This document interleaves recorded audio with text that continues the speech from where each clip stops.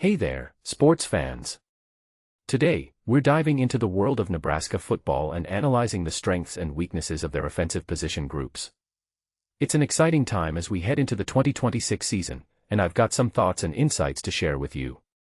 First off, let's acknowledge that every team has its fair share of uncertainties going into summer camp.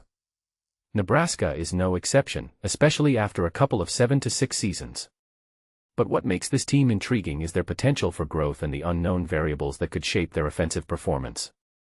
One of the key questions revolves around the transfer quarterback, Anthony Colandrea. He's coming off a successful season in the Mountain West Conference, but can he replicate that success in the more competitive Big Ten?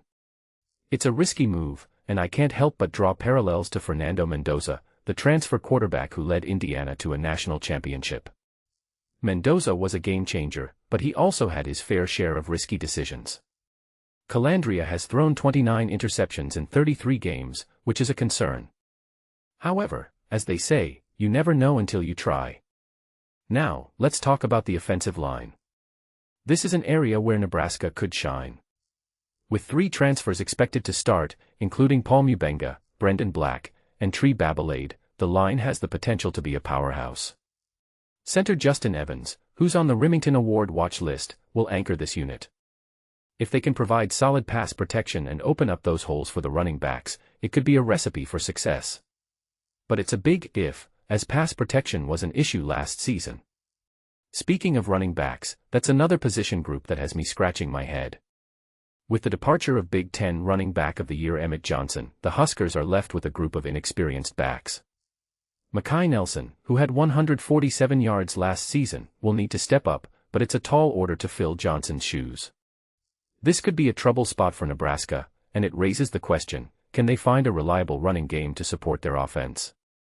As for the quarterbacks, Colandrea leads the pack with T.J. Lateef and Daniel Kaelin as backups.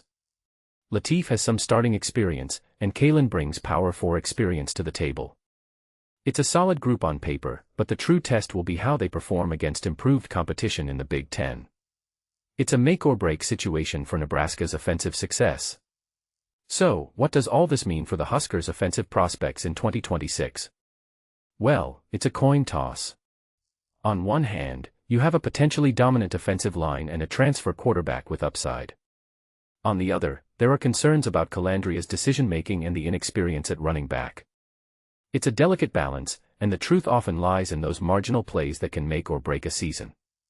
In my opinion, Nebraska's offensive success will hinge on the performance of their line and how well Colandrea adjusts to the Big Ten.